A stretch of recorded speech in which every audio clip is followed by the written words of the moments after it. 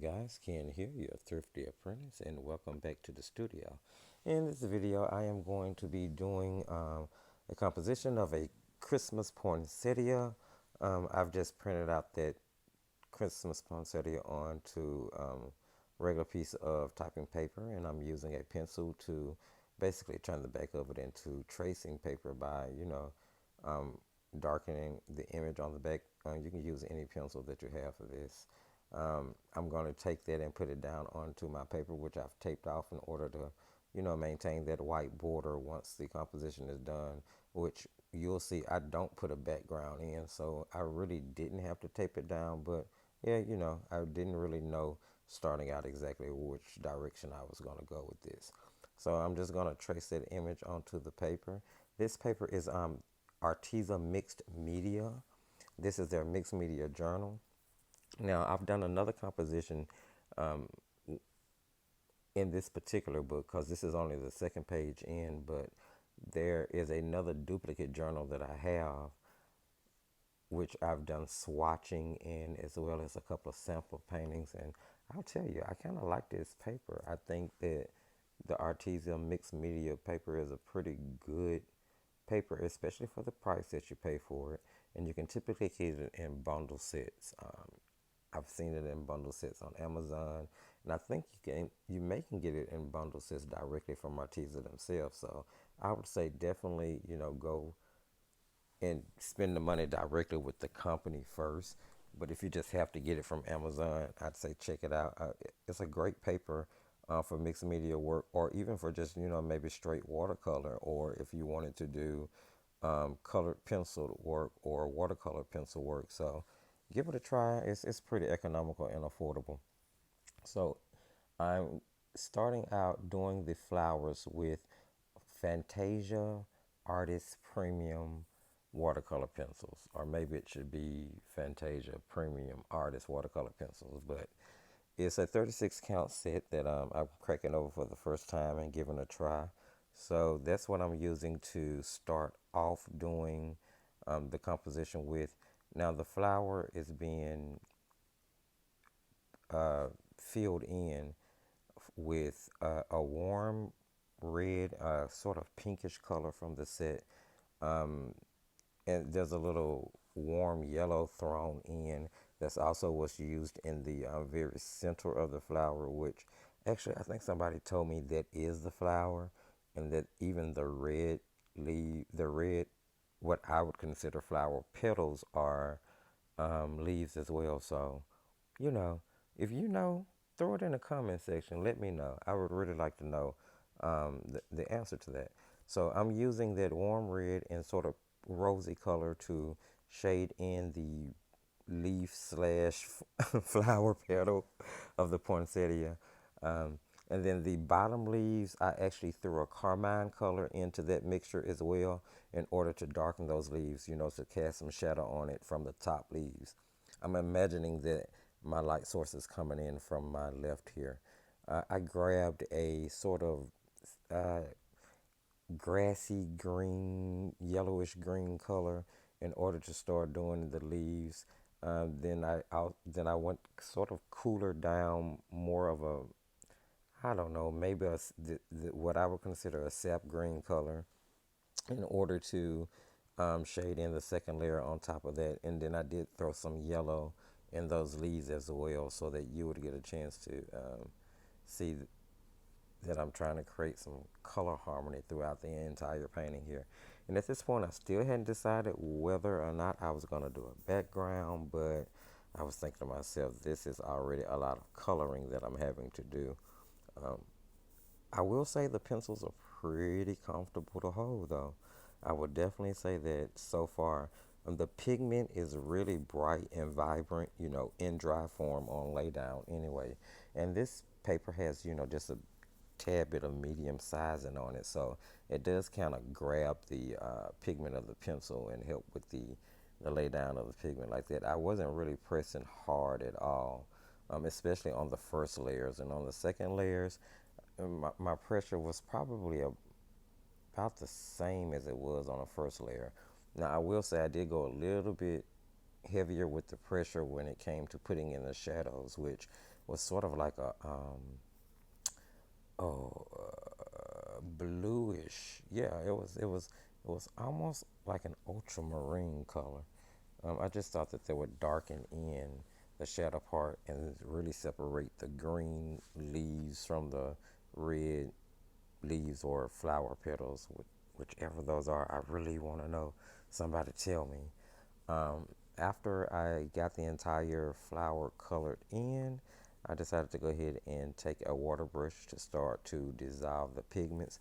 Now, there is a lot of pencil on this, so there's not going to be a lot of lifting or anything. And the brush actually seems to dispense just the right amount of water that I need in order to move along that pigment and kind of liquefy it without lifting or pushing it to the side. I really like that about water brushes when it comes to watercolor pencils. Now, you guys know that watercolor pencils are my absolute positively favorite things in the world to use.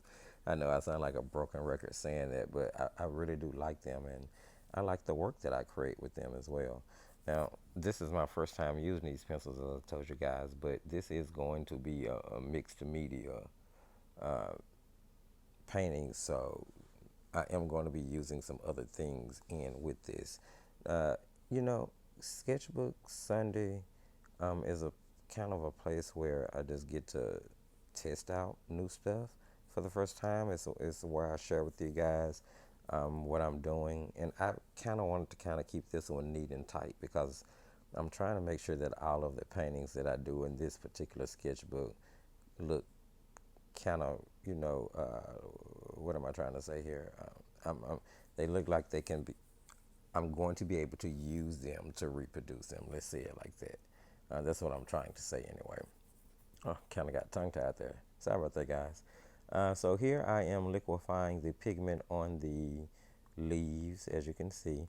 And that little technique you see that I'm using, well, I'm actually using two techniques. The first one is one you see me using all the time, which is using that credit card to scrape in the veins of leaves and the veins in flower petals. I think it lends to great detail and it add a touch of realism, I think anyway. And that is a trick that I will never take credit for. I picked it up from Lindsay the Frugal Crafter. I thought it was one of the neatest ideas I'd ever seen in my entire life, and I have been using it in my paintings ever since. And I think it helps bring some life to them, some realism to them. So I always thank her for sharing that tip with the world, and not minding that other artists are using it. So thank you for that. I'm gonna always give shots out where shots out are due. So here I'm liquefying the red now, and as you can see, it's really saturated. The color is really pretty and bright and vibrant from these pencils upon initially laying them down and when you wet them. And we'll see what happens once the color starts to dry. So I'm just going to take time and go around here and liquefy all of the pigment on each of the flower petals or the leaves, whichever ones they are, in order to start get the first layer of color laid down. The second trick I was talking about that you guys were seeing me to use was to actually pick up pigment from the lead of that pencil in order to add down another layer on top. Well, not necessarily add down another layer because I was keeping the pigment really light. I was just trying to really just use water with a very little pigment in it in order to make sure that those pigments were spread out and really dispensed, because I wanted it to dry down and I didn't want it to smudge or anything. So la di da doody doody. I'm just going ahead and liquefying this color here. And once I get this done, it's going to move on to the next step. I'm going to be adding a gouache layer. I'll tell you, the gouache that I'm going to be using is the Master's Touch Fine Art Studio Gouache by Hobby Lobby. It I've been using a lot of their products. You guys know that I'm really testing out their water soluble line.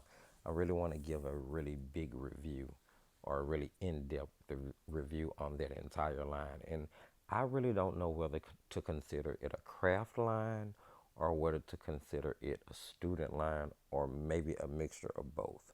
What I will say is the products that I have reviewed already and put up on the channel, the quality of them I think have held up to brands like, say, Prima, or even Jane Davenport. So I particularly like them, and they come at a really great value.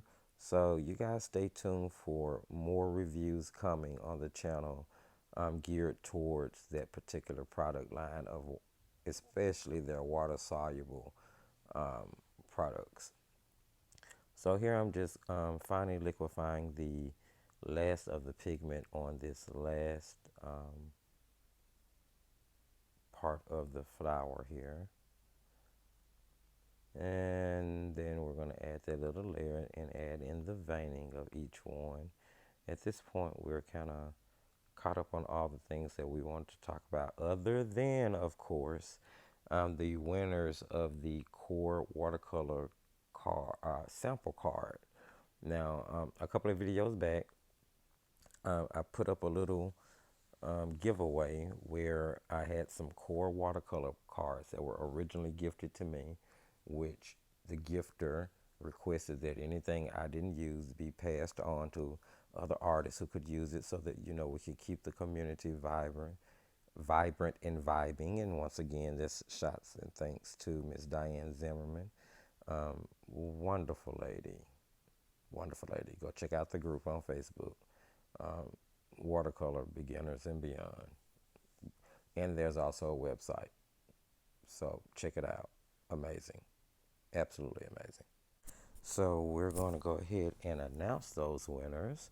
And the winners are Ms. Debbie N, Ms. Debbie N, and Ms. Kinghana Monroe. Ms. Kinghana Monroe. I do believe those are both ladies. Ladies, congratulations. You are the winners of the 2 of the 3 of the QOR watercolor sample cards that I had. So please do reach out to me. That way I can get in contact with you and we can probably exchange shipping information. And I'm going to be getting those in the mail to you as soon as I can get that information in my hands. So again, congratulations and thank you so much for watching the channel and supporting and commenting. I really, really do appreciate it, and stay tuned for some other giveaways that'll be coming up soon. So getting back to the painting here, guys. We have reached the second part of the mixed media experiment here. And we are using the Masterchef gouache that I told you guys about. I am using one of my favorite colors in this set is the scarlet. And then there's also carmine going on in order to darken in the shadows. The leaves are being hit with some what is known as green medium, and I don't know the pigment number for that one off the top of my head, so that you would possibly know the original color, but they call it green medium. And I was also using sap green, if I'm not mistaken. Yeah, green medium and sap green. But anyway, those are the colors that was used with the gouache layer. And then we'll move on to the colored pencil layer. These are the King Art Pro colored pencils, which you've seen me using in a few videos. And I'm going to eventually do a standalone. I really am. You see that I'm checking a reference that I have over there of some color swatches on the left in that little book in order to make sure that I can match the colors. Oh, and I also meant to tell you guys that that Master Touch gouache actually had pigment numbers on it. It didn't have light fast information, but I was amazed that that brand was starting to include pigment numbers, especially on the gouache. Oh, so yeah. Anyway, I just thought that was really, really cool. And I'm just using the colored pencils to punch up the colors here, and that's pretty much going to be a wrap on that. I mean, and I really didn't use too many colors here. I used sort of a carmine color, or I think I used the carmine to, it may have been carmine deep, to kind of do the shadows. And you can see what happens. That colored pencil kind of built up sort of a waxy layer, but I really didn't mind because I've seen poinsettias that look like that have that waxy feel to them. I don't know. Maybe that's just me. Let me know in the comment section if you know you've seen poinsettias that sort of have that sort of shiny waxy feel to it.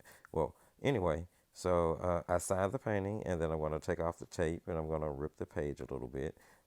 So you'll see me use some water on a brush in order to kind of smooth that out. Well, hopefully you guys liked it. Thanks for joining me here at Mixed Media. If you did, uh, don't forget to throw a thumbs up and let me know you liked the video. And by the way, here we're just hitting the poinsettia with some highlights, and that is some white gouache on a long hair fine liner by Royal and Langnickel Manta Brush. So yeah, don't forget to subscribe if you haven't already done it. Share the video. Remember that sharing is caring. It helps to grow the community. Check us out on Facebook, and remember to just keep painting.